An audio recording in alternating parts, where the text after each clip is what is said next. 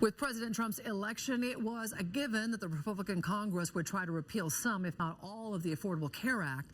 And changes could be coming to Medicaid as well. KXY4's Brittany Paris working for you tonight on what that can mean for the state of Washington. Brittany?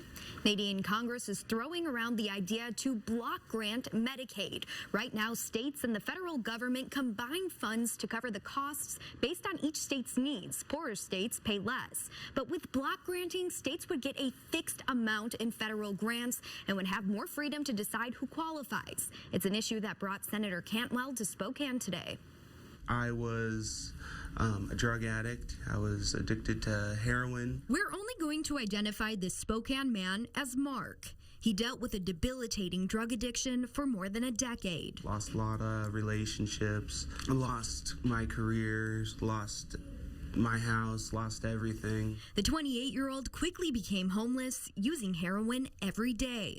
I was suicidal, and I tried to OD on heroin, and for some reason I couldn't get it into my veins. When he finally hit bottom, the Union Gospel Missions Clinic was there to pick him up.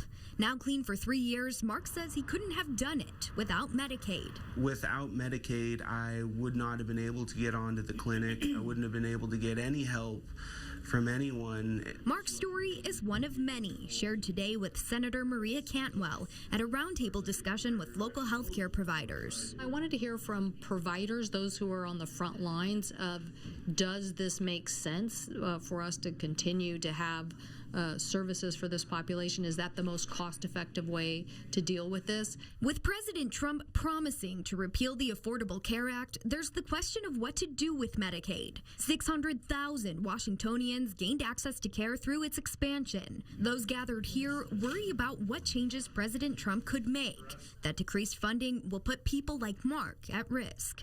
They seriously did save my life because I was at a point where that addiction had taken over my life. Now, those who support block granting say it will force states to be more efficient in covering residents who qualify for Medicaid and allow states to tailor their programs to their residents' needs. Senator Cantwell thinks this will be a hot topic in Congress when they return. We'll be sure to keep you updated. In studio tonight, I'm Brittany Paris, KXLY4 News. Thank you, Brittany.